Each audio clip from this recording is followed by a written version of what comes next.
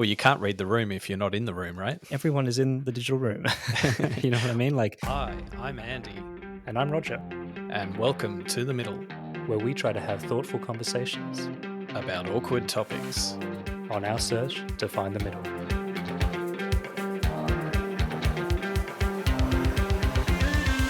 That's fatphobic. I don't build wall. I just own operate a seawall. A few moments ago, Buckingham Palace announced the death of Her Majesty Queen Elizabeth II. I act as if God exists. Put your masks on. How dare you! You have stolen my dreams, my childhood, with your empty words. Hey, Roger. Hey, Andy, how you doing? Not bad. How about you? Yeah, I'm going through a move at the moment, which I think is a universal experience of being a pain in the ass. But actually, I have a funny story that I wanted to share with you. I was out at the shops the other day, and I came in, and there was like urinals, right? So I was at the urinal, and there were two spots to the left of me, two free urinals to the left of me, and one spare to the right. And this Indian man and his young son came in, and the son used the one on the left, the very left one from me. And instead of the father choosing the one next to him, he circumnavigated that one and stood next to me on the right, and then proceeded to have a conversation with his son across me. What is going on? Like, why would that happen? Like, does he not want to stand next to his son because he splashes or something? Like, what is the explanation? What do you think's going on there? I think it was a power play. Power play. Talk me through it. Have you read that Jordan Peterson book about the lobsters and dominance hierarchies? I have, but I missed the chapter on when the lobsters use the urinals. But yeah, that was a very strange experience. I mean, there's always a little bit of weirdness that happens at urinals, I find. There's lots of different styles, like I think that depending on people's comfort with the situation, and then of course there are people who opt out of the urinals and go to the stalls, which there's no shame in that. But some people, what I mean by that is some people stand really far away and they're like waving their bits around and almost like, look at me, I'm so proud of it. I must be confident. And others just try to hide as much as they can and like pretty much mount the urinal to kind of like hide everything and just everything in between. Have you ever been to the toilets in like a train station, particularly on the Sydney rail network? They've got these individual cubicles and they're like unisex. So it's just basically a toilet and it's accessible out from the open. Oh, and the public ones where you just kind of like, it's kind of like almost a street post and you kind of just stick in here. The thing I notice about it is they clean it and it's like fresh and new. But then gradually over the course of the day, like the first person accidentally pisses like on the seat or something. And then so the next person is just like 5 centimeters away from it just to avoid whatever mess is on the floor. And by the end of the day, like people are basically pissing from like 3 meters back to try and because they don't want to go anywhere near the toilet. And there's just this absolute mayhem of a toilet. It's so true. Unfortunately, public toilets are like that. You know how sometimes when you see urinals, they have like a metal grate and you can choose to either stand on the grate, which I think is what's designed for you to do. Oh, no one ever does. Or no one, for the same reason that they're worried some idiots pissed on the grate. So they're like, fuck no, I'm not standing on the grate. So everyone just moves further and further back until they're launching from, like a meter out. So what's worse about like those toilets at the station is that they're unisex, right? So these poor women, very, very surprising too. From like, but like, don't you feel sorry for the women that have to use these toilets? Like all these blokes have pissed all over, like not just the seat, but even like 3 meters surrounded, like even on the walls and shit. There's like piss. Like, I mean, I do feel sorry for them just having to be in a man's space when it comes to that because men are notoriously shameless. But I would say this though, and there's this mystique or myth that female toilets, like you go into a female toilets and it'd be like, the beauty section of Maya, like where there's people spraying perfume and bright lights and people in white coats kind of thing. It's not. It's just as terrible, if not more. Like I think that's the secret.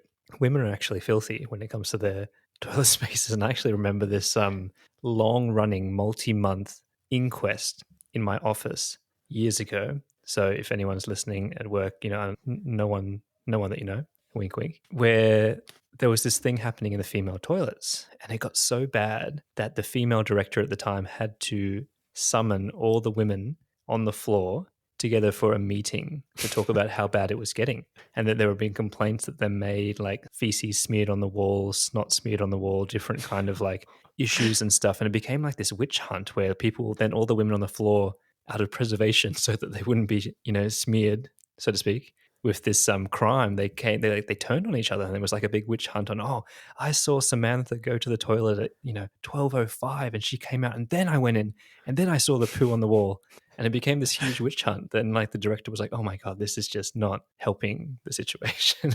So yes, women are not always more clean than men. Before we move off of this, I don't want to spend the whole episode talking about urinals. What are the craziest urinals that you've experienced? That's a good question. Because you're quite a learned, traveled kind of fellow. I spent a year living in China. So like the worst 10% of experiences in Australia wouldn't even make the top 10 of really bad examples in China. All right, well, let's go to the bottom first, as you do, and tell us the worst Chinese experience. Just describe it, because people know it's bad, but then I need you to tell me why it's bad. Okay, so this is not a urinal. This is a truck pulls up at the traffic light, opens the door, and a dude just takes a leak out of the car onto the road at the traffic light. Did they fine you for doing that? Where we're going, we don't have fines. Was it moving? Like, was he still going? Well, it was stopped. It was stopped at the traffic light, but like it was just open the door, psh, splash, take a slash. Was he timing that? And I kind of respect him. Yeah. He didn't like go on someone's car though, did he? Well, on the road itself. Yeah, that's thoughtful though, right? Like he could have, aimed at someone's car or something. Do you think there's like memes on TikTok of like Westerners using squat toilets? I've got in my mind like a picture of like Butters from South Park with his pants down to his ankles taking a piss. That's kind of the equivalent. Yeah, I mean, I just don't know how they get the footage of someone. Actually, I probably do, because there's another big thing about Asian toilets is there tends to be no door on the stall for some reason. I don't know why. The surveillance state. It's like asshole recognition. But yeah, I think like that is the ultimate power move when you talk about Butters and dropping his pants, because this Bogan do it once when I was at this beach, one of the northern beaches. He just came in his thongs and he just dropped the dax and just crumpled around his ankles, did the whole lean forward, hand on the wall, took a piss. He's living life. That's a question. Do you do the lean forward and stabilize yourself like a tripod? I do it at home. I don't do it at a public toilet, because my goal in a public toilet is like Tom Cruise when he tries to get lowered down into that sensitive room with all the sensors. I try to like, what's the least amount of surface area that I can touch, and like, so I'm like a monkey, man. I'm using my foot to open the door. Let me talk you through this once. So I do use the tripod method, and this is where you lean up against the wall. And let me talk you through the rationale, right? So with great certainty that there's piss on the floor, right? Yep. So the goal is to stand as far away from the actual urinal as possible. But to facilitate that and to get yourself as close to the urinal as possible, you have to lean forward. So smooth criminal, I like it. Yeah, and to your point around not touching stuff, the key is you get your fingers, not the palm, but just the fingertips, but you find somewhere high up where probably others wouldn't put their hands, and you do it from there. Like, so you choose somewhere on the wall that like no one else would touch, and it's completely away, and then you just lean forward. And I've seen it, but I still don't trust the wall. But just as an aside, that wouldn't work for me, because obviously you're over 6 foot and I'm not. So I would get the lowly, like the piss wall bit, and you're like the giraffe that gets the top of the canopy. Wouldn't it be hilarious though, Andy, if it was like somehow the tripod method was some analogy for our modern evolution, and it's like the people that evolved to be taller were more successful because they stayed away from the pathogens of the fucking public toilet. Sorry to interrupt the podcast. Andy and I have really enjoyed doing this, and while we don't want your money or anything like that, it's been great to see the number of our listeners grow since we kicked things off last year. The best way for us to reach more people is word of mouth. So if you'd like to support us, then we'd be really grateful if you could share it to a friend or someone that you think might enjoy the podcast. We know there's a conversation for everyone, so please pick an episode that you think that they'd like and share away. That ends our shameless plug, and we'll return you now back to the episode. All right, well, what are we talking about today? I've lost track. A month or two ago, we recorded an episode on boomers, didn't we? Yeah. So this is like the sequel to that, which is us ragging on the generation, younger than us. I don't know, what are they called again? Gen Z. Gen Z. Yeah, the weakest generation. Yeah, I don't know. Like, do you ever kind of have you had this experience either dealing with your dad, especially, or maybe an uncle, where you're just like, oh, where did it all go wrong? You're just like a grumpy old man now. Everything seems to trigger you. Everything seems to bother you, right? You have such a negative view and complaining about things that are so petty as well. Like, have you ever had that experience? I think like that is just a general when people get older, they just become like they're just a bit over it. But I do think there's obviously like change over generations, and when looking at some of the older generations, they were just like a lot tougher, and so there's this like declining level of resilience across the generations, and I think like that's part of what they're reacting to. I definitely have had that experience, right? Of like my dad or my uncles and stuff having that negative worldview at times. And I've noticed myself start to get into that space a bit more as I've aged. And so we thought today maybe we'd have just a session, just to get it off our chest so we can take the role of grumpy old men and actually just talk about the things that really grind our gears, that kind of piss us off, all big and small. So I want to start with something that I prepped coming into this literally just before we hit the record button. I watched a video on YouTube which played a snippet, like a 10, 15-second snippet of the top song from every month since 1980 right up to right now. And you go through that list, so you're hearing all sorts of like weird stuff in the 80s, and then you get to the 90s, 2000s, 2010s. Is Rock Lobster on there? Might have been, but I can't remember. It was a bit of like a whirlwind experience. So I can't remember. But I was listening to the songs. I'm like, yeah, I know all of these songs. What shocked me was like how I was like engaged with it as long as I was, right? Where did you fall off? So I fell off around 2018. Wow. Which was a lot farther into it than I was expecting. But the reason why 2018, like I sort of picked that as the year, is that like the music from like it's so shit. Like not just because I didn't know the songs, but like the actual songs were really shit. So like they had nothing. Were there new to genres it. Like, that came in, or was it all just pop music the whole time? Well, it was all pop, but like throughout the 40 years, you had rock and pop and rap and R&B and all that. Okay, covered. so it had everything. Yeah, well, it was like the most. Whatever was the most, they must have used charts or whatever, right? All the genres were represented, but it was the top song of the month, right? Yeah, but that last 5 years really was really shit. Even if the songs weren't sophisticated or there wasn't much to them, they weren't even like good, full kind of hooky songs. They were just... And weren't catchy at all or anything. Yeah, they were just really shit. Like certainly the last 20 years, like there's a lot of... You can hear where the songs have just gone downhill a little bit in terms of... They've just become really tropey and poppy and whatever. But the last 5 years in particular, like they're not even exciting to listen to, right? They're just really boring songs. Did you kind of get to a point where you never even heard of the artists? Well, there was some that I knew, but I can't even explain it. Like they didn't have any melody. They weren't sung well. They were just some guy like whining, like it was just like against some really lame sort of beat and no melody. Like it was, I don't know. Yeah, well, I mean, I commend you because I'm sure I would have fallen off way before 2018. I haven't listened to new music for so long. I feel like I went into the desert of parenthood and I just craved the music that I already knew, and I didn't really listen to anything new apart from one or two standout hits here and there. I just think it's generally hard to keep up with this stuff as you age because you just don't have the time to devote to discovering new music, right? And that culture back when you were a kid where you had some kind of music channel on quite frequently because you were listening to things and it was entertaining with music videos and stuff. I just don't see that happening as much anymore. Tell you what else I noticed: the video clips became really shit too. Like they were kind of these big and stuff like these channels. Like those when streaming came out, there was this emergence of dedicated music channels, and I thought they would proliferate rather than reduce. The budgets for these video clips are very limited to whatever someone can like knock together on their laptop, sort of thing. Yeah, you know what it probably is though, Andy. It's like as a young man in our day, if you wanted to see beautiful women and sexy images, music videos kind of scratch that itch in a lot of ways.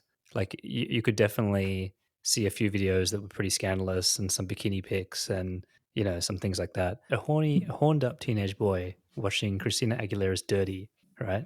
Like that is it's 100% scratching that kind of hornback itch for that kid. Yeah, but he didn't go and buy the record, did he? Well, that's true. But he's discovered the music and he's found out that he is actually a genie trapped in a bottle, and is gonna check out the back catalogue. So on the music front, the other dimension is like live music. Because when I was younger, like after finishing school, going to live music, that was pretty important to growing up, I think. I don't know, like young kids today don't seem to do that.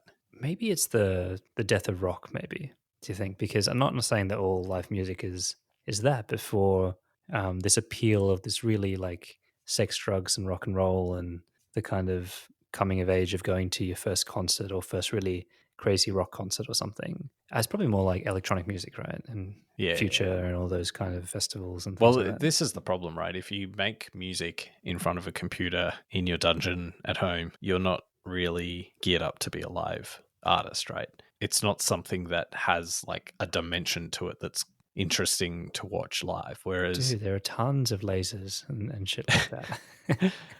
I mean, I do wonder what our kids' first concert they'll drag us to will be, right? Like, has your boy shown any interest in music and certain bands? Rock is not a thing anymore, right? That's just not on the radar at all. Any like collabs that he's onto? He really likes Stranger Things, the TV show on Netflix. Yeah. And before, when I was talking about that list, right, the top song for every month since the 80s, right? So it went through to, you go through every single song, and then you get to like, I don't know, what was it, like July 2022, and the top song was Running Up That Hill by Kate Bush. And so like, which is quite an old song. And because Stranger Things is set in the 80s and it's really synth heavy and all of that, he's quite into some of that stuff. So we've been playing like the songs from Stranger Things. And for anyone who watched the season from 2022, there's this scene with this guy, and he plays guitar to Master of Puppets on the Roof by Metallica. And it was just this kind of like way I could slip in a little bit of kind of my music, and not just like he was listening to like Pass the Dutchie and all this other stuff, but all these songs feature in Stranger Things. And like there's some weird stuff. Yeah, he got into some of those old songs. So that was kind of interesting. Yeah, it's nice to pass on a bit of influence along the way, or discovering music. All right, let's move on to a different area. And I want to talk about things that now, we've both spent a decade or so in the jungle of the workplace. Things that kind of just grind your gears on office culture. There are so many things, but let's jump in with a few. So I want to start with one that I think will be interesting, given how I know that you work. But loaded question. So return to office after COVID. Mm-hmm. There's a generation of younger workers who I think either it's one of two things. They've either gotten used to working from home over COVID, but then like maybe they did go in the office before COVID, but then they're more malleable and open-minded to sort of the notion that it can be changed up. And then you have like almost 3 years of people who has spent their whole career working from home. If you entered the workforce during COVID. But that for me blends into a broader story around kind of what the workplace owes you versus what you owe the workplace, given that you're employed in a job. But I'm curious what you think about that, because I know that you still yourself permanently work from home, if I understand correctly. Yeah, so it's changing a little bit, but I primarily work from home. That's for sure. And how many? Give us a story around that. Like how many days a week from home? Yeah, like I'll be lucky. It's like I said, it's changing, but there have been periods where I've been full time at home, and there's others where it's been like 1 or 2 days every month kind of thing, if that. So it's been a period of and that's due to obviously circumstances in my particular job and my particular team, and the people and my colleagues that I work with, right? They're not all just sitting in the office and I'm the one that's opted out, not wanting to go in. They're in different locations and time zones and all sorts of things. So that is my little spiel to make me not look so bad. Look, I think that it's with flexibility always puts a strain on coordination, I think, and I can see that, and I'm sympathetic to that. I also think that everyone's got a different work style and just general factors that may influence them to be either a little bit more industrious or self-regulating or disciplined rather than others. So I think some people thrive a bit better than others when in the work from home environment. And you know what I'm talking about. I'm trying to be nice about it, but there are some that actually do really need a firm hand to guide them, and they might actually enjoy that. And there are others that need it and they don't enjoy it. And those are the ones that are the problem when they work from home. And this may be because you are junior, like you've said, and you need that kind of support. It could also be that you're just a bit overconfident, or you're kind of harder to manage, or to whatever it is. But yeah, it definitely doesn't work for all people. That's for sure. I just like the idea of it because in most major cities, the commute is just so bad. Like, come on, you think of the craziest shit that's happened to you in your life. It doesn't make any sense. And I think that's one of the things that the pandemic has shown us, right? Like, there is a way to do it, and it's about finding time. And one of the ways of finding time is to reduce your commute by working from home, right? And that's a real material gain. A long commute every day, 5 days a week can be a bit, A lot of people do it. Can be rubbish. But then, like if you're an employer, in the longer run, you're going to say, well, if I don't have any confidence that my staff are meeting, whether in like either that their own performance isn't good because it's not being appropriately monitored or managed, or people aren't developing in the longer term the skills that they need, collaboration isn't there, productivity's down, that's going to have flow-on effects to the people who want to work from home. And I think you might have a bifurcated labor market in the future where you'll have the workforce that's used to going into the office, and the expectations of some employers will be going to the office, and this is the deal. You get paid this amount of money if you come in, and then there'll be the workforce who will only take jobs at home. And I think what you might find is those who really want jobs working from home might not have the same access to opportunities. So I think that's how it will sort of sort itself out in the wash, I guess.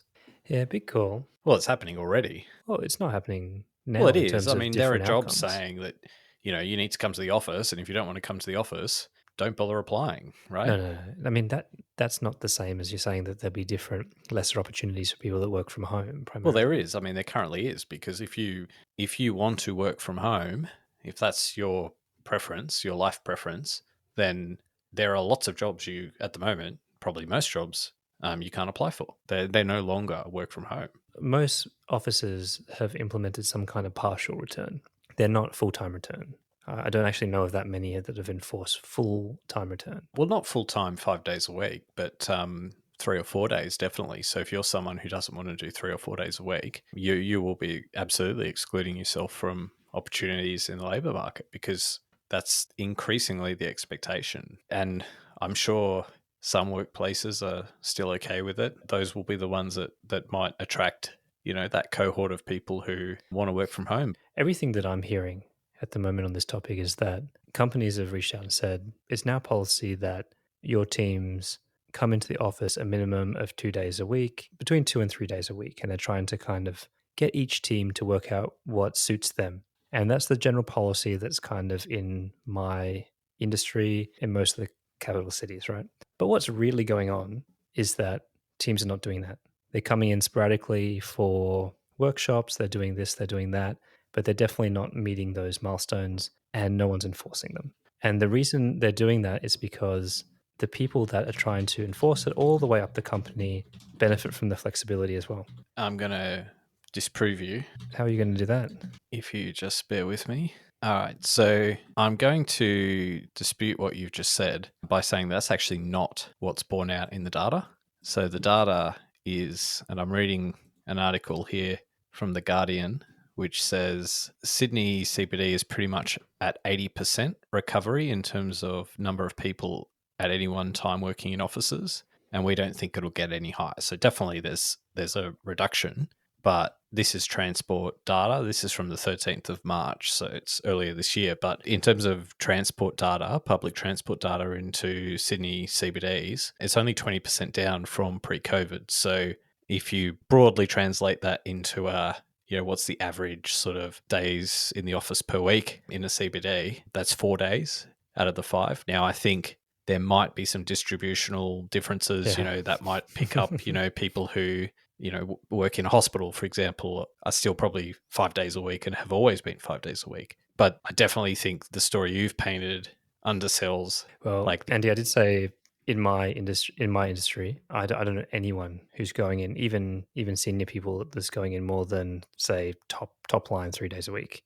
and it's often very flexible. There's actually this Slack stream that goes around with people that are taking pictures of their office floor. And they're so empty. All the major companies, the office floors are really, really empty. Well, the other thing too, like if a person wants to, or we're talking about younger people with this sort of attitude, want to dissolve yourself into being, your existence is someone who works from home, you're this remote worker, they may as well hire someone from the Philippines or country with cheaper labor costs, right? Because that's all you are. You're just some person at the end of a computer, like a satellite person that isn't really integrated into a team. Now, I guess one of the things that some of us that were in the labour market had going for us going into COVID was that we already had relationships within a team. I get it for new people. Like I did kind of say that at the start. Like I do understand new people that need to be trained. But I mean, during COVID, we've all worked with people that we never met, and it was effective. Well, I don't know if it was. I think that it was not as effective as it would have been. Like if we were in the office, like take all of your points around commute times and, the benefit of working from home. But yeah, I mean, I think to sort of say it's effective as though it's like a like for like substitute, I think that's, I probably would not agree with that. But I guess it's all about trade-offs, right? So what I think might happen is maybe some workplaces where they can kind of manage work from home relatively efficiently, maybe they will sort of say, well, why would we pay for an office? And why wouldn't we take advantage of the fact that working from home full time is like an appealing, attribute of the workplace for people, and we can attract talent that way?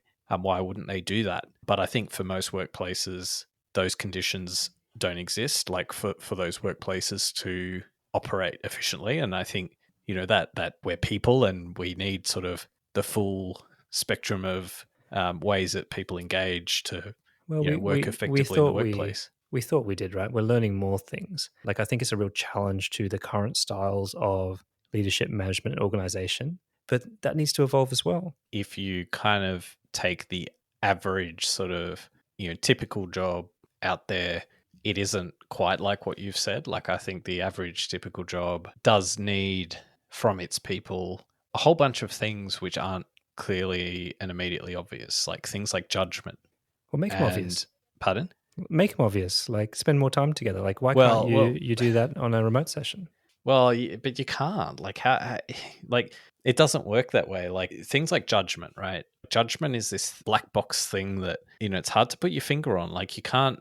Like judgment's about learning the environment within which everyone else is operating within. Like it's observing others who are more senior than you, so you can kind of pick up what they're doing and how they're doing it, so you can yourself like have better judgment. Like these are the kinds of things that why can't you do that need remotely? from people. Well, because how you don't observe people. You do. You can't observe people from your computer at your home in your bedroom. Town hall meetings with leadership, but you don't observe people, other people working. You don't observe your colleague having it out with their boss, and that allows you to know like how far you can push things and how that gets treated. And if you're talking about like witnessing a confrontation in an open plan office between... Yes, absolutely. Because that's an example, right? That's one of the 1,000 things that you get from being in the office, right? Seeing like how far you can push the limits and what's actually expected of you. You'll see that play out in team meetings too, online. But it doesn't happen in that environment. Like if you're having a team meeting, it's a very orchestrated thing, right? But I guess what I'm talking about is, do you even know what your colleagues are working on? You might know because they've told you at some team meeting, oh, I'm working on this list of 3 things, but you don't really understand what those things are. But if you're sitting next to them in an office, like eavesdropping on the office, is that you get some insight? don't want to harp on those examples, but I'm just trying to paint a picture that there's a far broader, richer suite of experiences you have in a communal workplace that you can't have at home. Like if you have a remote workforce, you're going to lose all of that. And we don't really know what the costs of those things are, really. Yeah, I mean, I'm just challenging that you will lose all of that because there's not much you can't do with spending time with mentors and people remotely to still pick up that stuff. It's like saying someone can explain to you how to ride a bike. That's how I see it. Like you've got to immerse yourself to get the benefit from it, and to approach it with like a mindset that if someone can put a PowerPoint up and explain how to ride a bike, and then you'll suddenly know how to ride a bike. That to me is sort of, yeah, you might have like a mental model of how it works, but you actually have to have a go. And it's the same like with the office, right? There's this like rich sort of depth of information that you are cut off from. I think we have different attitudes on how that information is then could be and is distilled into a digital environment. And I think that's just a difference in kind of maybe our experiences of industry, but like knowledge base and stuff is being blended all the time when it comes to that stuff in my world. It depends on, obviously every job's completely different, but any role that is fundamentally human to human, right? It depends on human interaction, and there's a human element in it. Like I don't think you can digitize that, right? Humans are much richer than what any system can kind of They might be, but capture this and is put together. business, right? Like this is not like sometimes I think it's a bit overstated as like the dark arts of middle management, and it's not. It's really not that complicated. They might build a bit of more rapport, but it's just way more organized, and the tools that you have to distill complex knowledge are better facilitated in a digital format, in my opinion. I think when it you're comes to picking up, knowledge. but see, I think you're picking up on all of the transactional stuff, right? All of the, here's this thing that's got to be done. Is it better to do it in person in a physical meeting to convey the knowledge, or is it better just to use some good systems and tools, right, that you could use remotely? Yeah. But I'm kind of not really talking about that. I'm kind of talking about the more subtle stuff, that the stuff that you can't even put your finger on. And every workplace is different, but for some jobs you need to understand why you're doing what you're doing, or you need to understand the context within which you're operating. You need to understand the psychology of the person who's given it, you a job to do, and why they've given it to you to do it, and how you're supposed to do it, and how you're supposed to talk to a person. Part of doing that job effectively is to have that broader view that, and I guess just to circle back to the young sort of people in the workplace, they don't have that context to begin with. I hear what you mean, Andy, but I just think that when you're trying to describe it and you're saying that, you can't put your finger on some of this stuff, I just think that more effort needs to distill them down, because some of the things that you're talking about absolutely can be taught around meeting people in presentation styles, being able to read the room, understand change management situations. Well, you can't read the room if you're not in the room, right? Everyone is in the digital room. You know what I mean? Like, maybe we should talk about a broader conversation about younger people in the workplace. Probably the biggest difference that I see when they first start and the changes from kind of my experiences is probably entitlement.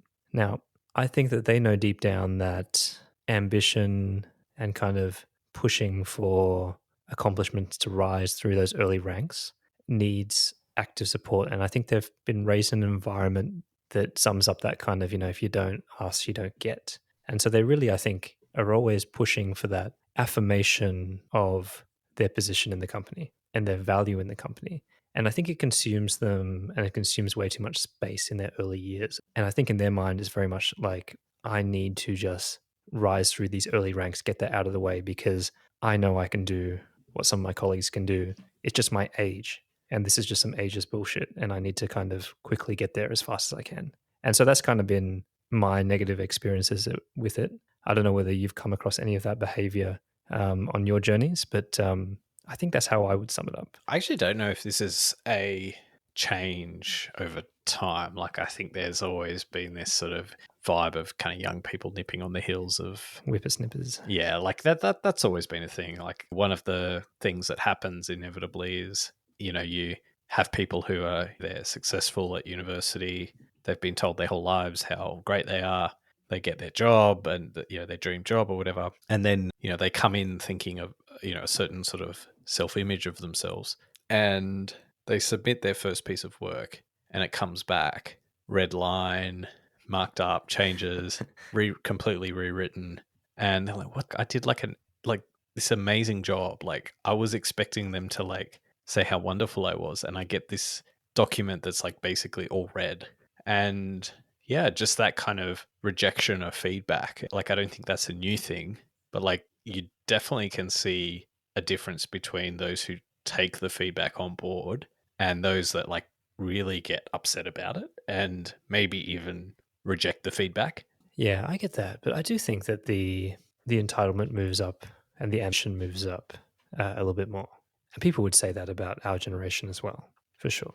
Every generation coming up, but I think that it's more overt and aggressive now. There used to be this thing about coming into your first graduate role. It didn't really matter that it was you at the bottom of the food chain. The shock from a university salary to getting your first job was more than enough to compensate for any of that. You can now literally afford most things that you want to buy, but it's not really like that anymore. It's this real a mixture between, like I said, this kind of longing ambition to cold resentment, the fact that maybe they feel that they're more talented than their more established colleagues, and I kind of have noticed that a little bit more, I suppose, in my areas. I'd probably pick that up less on the career side of things, but more in other ways. So, entitlement for like what is the responsibilities of the employer versus the employee. So the view that no, it's the employer's responsibility to look after me, basically, in a way that I don't think was the case in the past. So where it's like, no, the employer has responsibility for me not performing, or the employer has responsibility to look after me if I'm, struggling at the moment or whatever. Yeah. Whereas, I think back in the day it was, I have the responsibility if I'm not performing, or I have the responsibility to pull myself out of whatever, I'm going through right now and get back up operational. And I think that's partly kind of a change in maybe society and maybe accepting more problems and having a broader view of maybe the challenges that people go through. I don't know. I think it's like is attitudes towards leadership as well, right?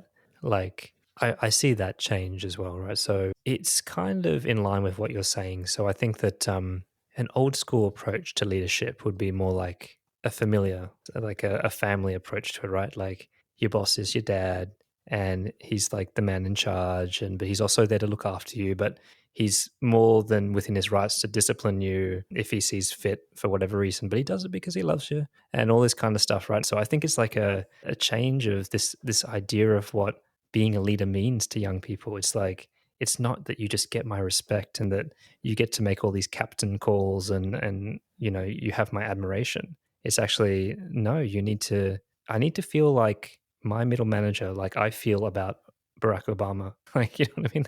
They want it all. They want to kind of like look up to them, and that they're supporting the values that they support. They want to, like you said, be emotionally looked after and things like that, and have a personal relationship with them. So I think it's a very high cost relationship, which is what I think frustrates a lot of older leaders and people who are hiring. The boomer generation would be shocked at the extent to which people take sick leave today.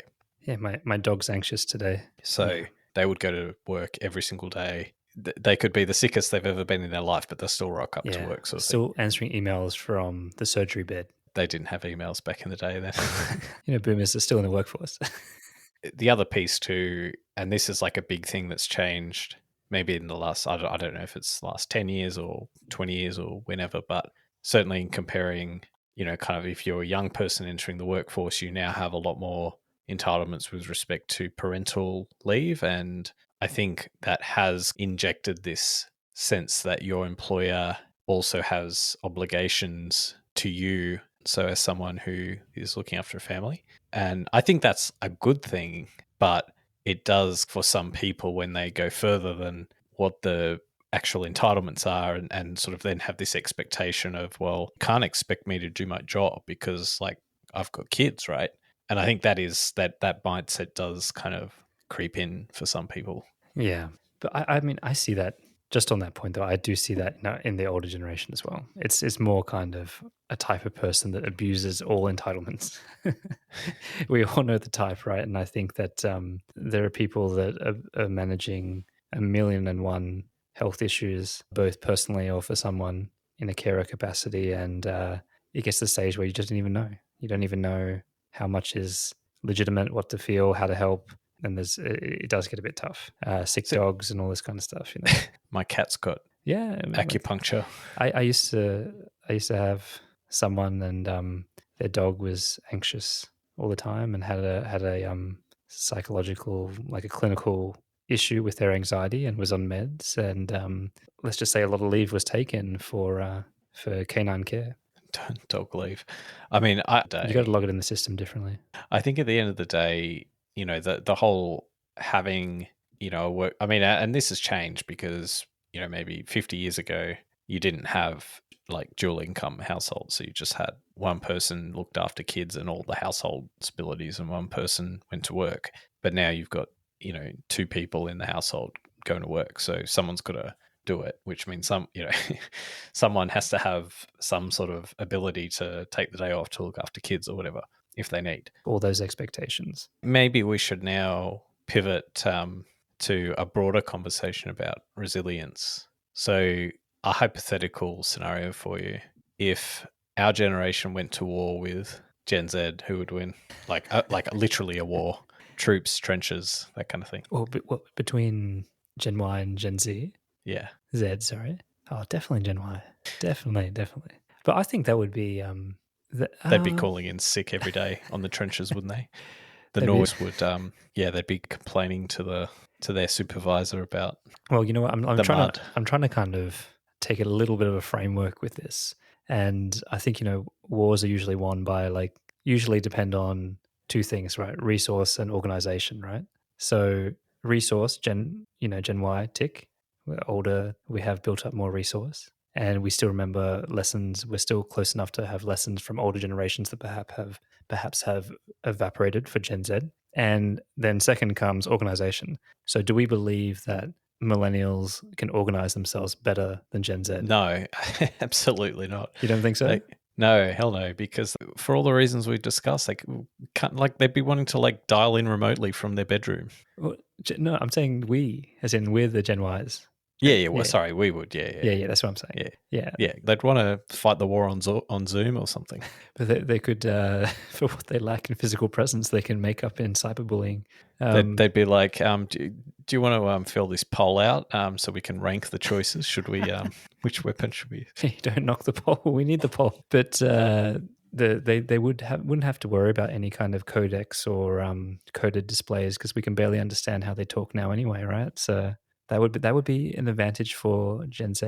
I don't know. I mean, I think, to be fair to the question, I don't think we're actually, as Gen Ys, particularly novel or outstanding as a generation. In fact, I think we're probably the most vanilla, boring kind of lack of, when you think about it, what do we... Come on. Gen X has grunge and kind of stuff like that, you know. We've just got, what do we have? We've got freaking taking photos of your chia bowls or whatever, right? Or maybe to extend the analogy, you could probably defeat an army of Gen Zs and Gen Ys 5-1 if you had the greatest generation, right? Gen Ys, I reckon. They wouldn't be able to communicate because they wouldn't know how to use technology. They just fucking knife us with their bayonets. That's right. By the time they got to the person who was communicating, we'd be free. We would, us and Gen Z would still be debating who should be on the front line. We have all the advantages of Gen X just without the property portfolio, to be totally honest. we grew up with grunge as well. But we didn't live and breathe grunge. That's the difference. Yeah, well, I have a few flannels. Yeah, but just as a broader point of resilience, and I was slagging off Gen Z music before, and actually I'm just trying to where would Taylor Swift is probably old, right? She's not. Yeah, she's not millennial. Gen Z.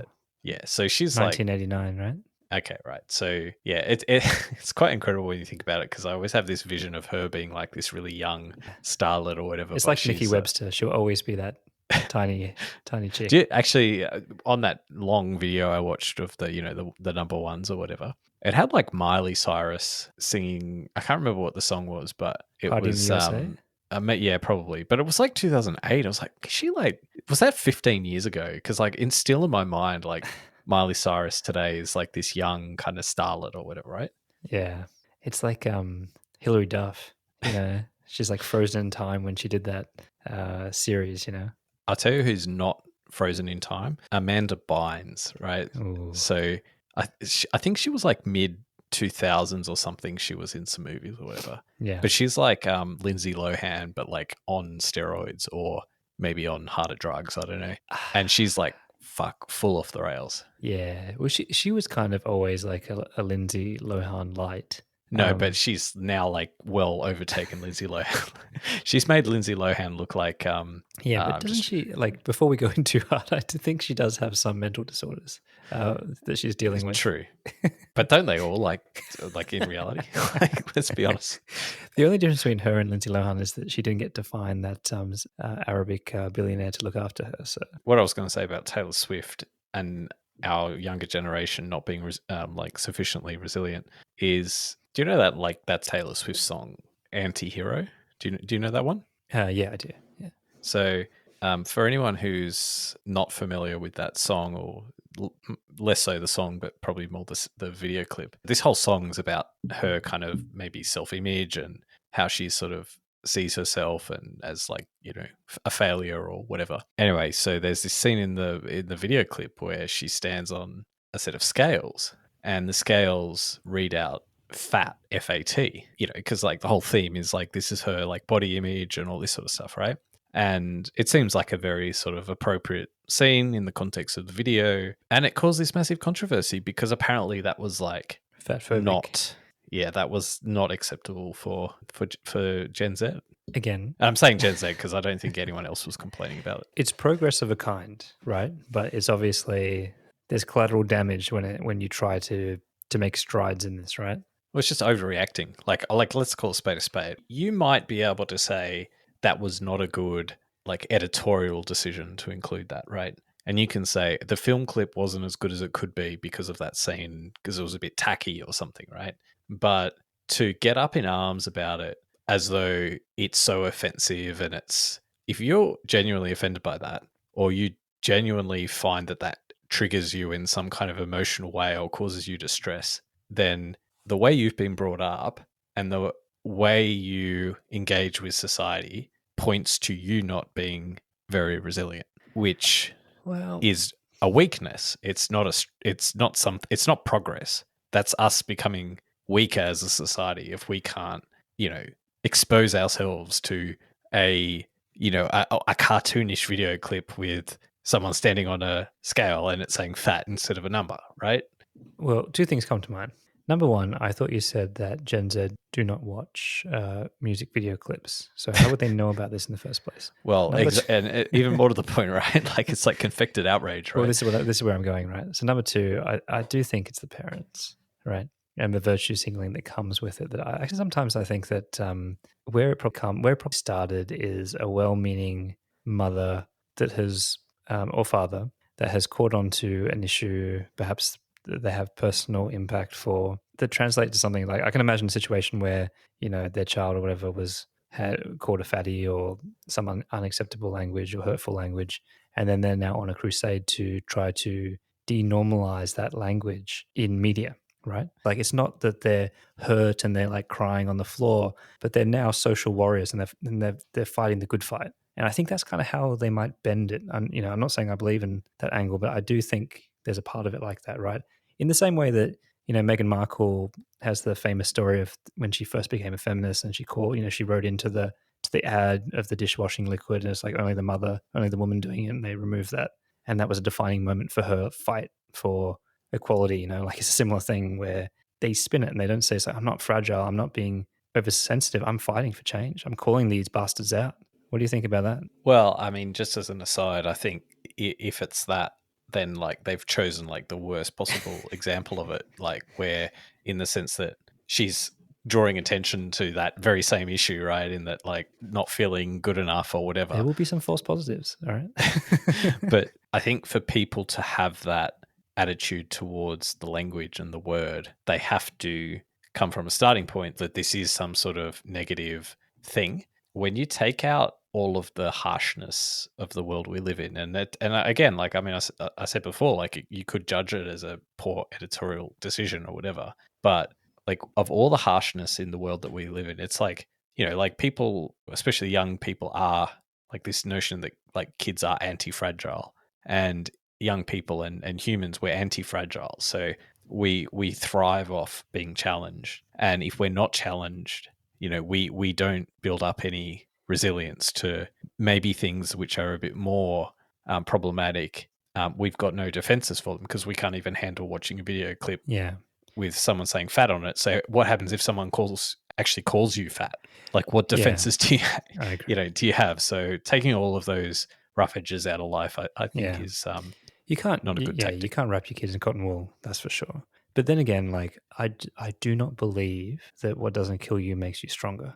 Like, in that sense, it crosses over, right? And a really clear example of that is our parents' generation, or maybe even a bit further on in age, getting the belt and getting physically disciplined. Like, that does not make you stronger, right? Like, I think it's proven to cause all sorts of issues. And there's a reason why we don't do it anymore, you know, because we know better. So there's not across the board that the rough edges in life or these more kind of harsh practices does make you stronger. And that's a good example for me of where that thinking goes wrong. But, you know, at the same time, some things do build your resilience up. Like, exposure therapy is a way of, it's like a therapeutic tool to deal with people's phobias and things like that. It is a thing. And, you know, being able to realize that I think when you talk about something that actually does cause harm, that's different. But I guess what we're actually talking about is something that doesn't actually cause you harm. And, you know, being called something, like being called fat, for example, which is like many steps removed from what was in this film clip, doesn't actually harm you. So you can absolutely prepare yourself. You can absolutely prepare yourself to hear things like that, and for it to be water off a duck's back. Yeah, I agree. But that's why I say it's like not all things, right? There's a continuum of toughening up your kid, right? Just as a bit of a sequel to our Boomer episode where we talked a bit about housing and inequality and wealth and things like that. Maybe approaching it now from the younger generation. Is this the generation that no one in the history of mankind has ever had it as good as them? I mean, it depends whether they bought Bitcoin when it was first released. That's their only option out now. It all comes, wealth generation all comes back to gambling in some way, shape, or form. No, look, I think that in the same way that maybe millennials have chosen to buy expensive avocado-laden brunch dishes as a way out, I think Gen Z will have their own way of coping with the realities and their dissolution with the state of finances, right? And they find themselves in a real tricky spot, obviously. But at the end of the day, I still think like it's all just transfer, right? And it's all about your cohort. You know, like it's also for me hard to feel that sorry for young people in general.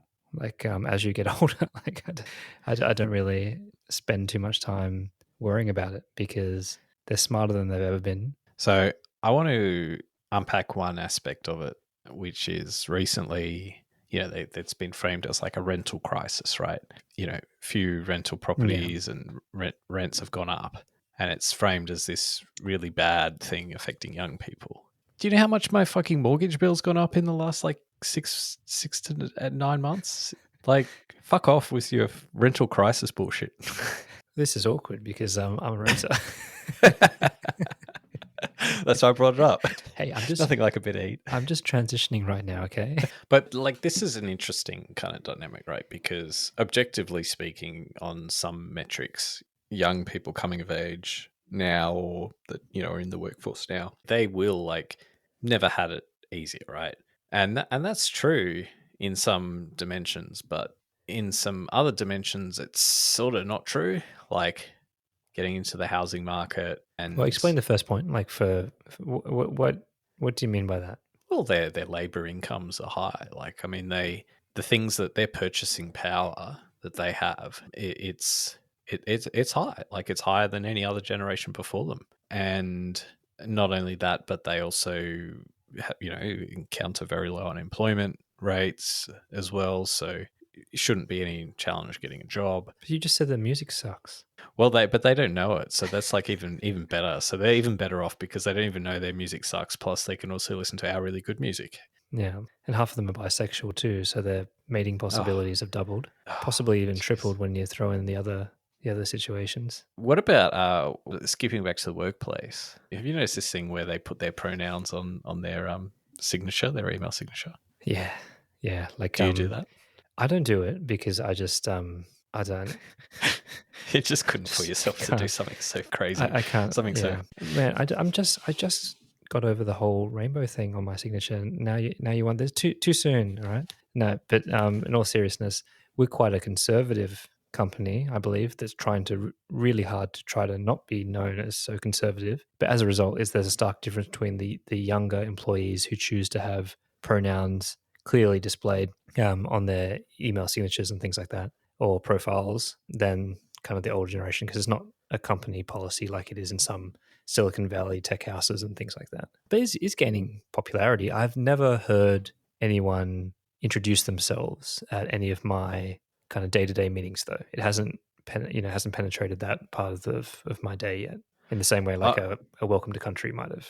I just wonder, like the whole pronouns thing on an email signature just to me seems like the ultimate. Yeah, we're fucking Jet Z. We've arrived. Right. We're on the scene. We should have never opened up Beware. the signature access for anyone to do their own. If you assume my gender, I'll fuck you over. Now you're trending, brah. Now you're fired, brah. But I mean, I've obviously, like, the problem is, right, I have never, like, anyone that's ever had a pronoun on their signature, it's always just vanilla shit. It's always just he, him, or he, her. I'm like, buddy, I can work that one out. Like, okay, if you got something a bit more out there, like, the one that starts with the X and stuff, okay, fair game. I might not get that one straight away. But if you just like a he, him, she, her, like, oh, for God's sakes, it's like saying, don't worry, I'm not Aboriginal on the bottom of your, like, I just don't get it. I suppose the counter argument to the case you've just presented would be that, well, we're doing this to normalize this so that they feel comfortable for the people who, so it's not this bizarre, weird thing that, people who have different gender pronouns have to do. But, like, at the same time, I mean, I think if you would ask them, right, like, if someone uses the wrong gender pronoun, like, how big a deal is it, really? Well, this is a real conversation, especially when you're opting in to use some really really bizarro ones that none of us and most people don't, that are really rare and uncommon. Like, yeah. Well, this is not a transgender episode, and obviously we want to approach that topic with a little bit more care and love and everything. But I would say, though, that I remember back when this whole thing started, and, like, years ago, and someone I knew had it on there, that I knew well had it on their signature, and I asked them, I'm like, what is this? Like, why? And we got to talking, and I said to her, like, why are you doing this? Kind of like, why, as someone, like, why do you think this is going to help? And I just came to the conclusion that they didn't really know. Like, they didn't really know. It's like, well, have you, like, do you know any transgender people? Do you know this is what they want? Like, why do you think you're doing this, or why? And it kind of just came down to, like, I saw it somewhere and I wanted to be an advocate. Yeah, basically. Right. Yeah. And then, like, for sure, at its heart, that's okay, right? Like, I get the intent, but to me, it's just, like, horribly misguided and co-opted. It's like, if you don't really, really understand what it's trying to do, no one's really explained it to you. It's kind of like, like in The Simpsons where they're like, Gabbo, Gabbo, Gabbo. Like, if it's just to draw attention to what the hell Gabbo is, okay, fair game. It's like a little plot twist, a cliffhanger at the end of your email that people will ask you, ask me about intolerances. That's kind of okay, but you didn't even explain it like that. You don't know what it is. You don't know this is something that transgender people want. Like, at that time, like, I'm talking about at the time when it first emerged, there's a lot of people that are just like, okay, I want to jump on this one to show my support, but I don't really know what I'm supporting. No one's really explained it to me, and I don't really know how to explain it to other people. I think that's a terrible, terrible recipe for, like, promoting any kind of social change. Yeah, no, I agree. Have you ever experienced something where a younger employee was kind of making fun of you or gaining power on you on the only way they really knew how, which was insinuating that you weren't with it or you weren't cool? No, I eat all my enemies for breakfast. And those discriminatory hiring practices.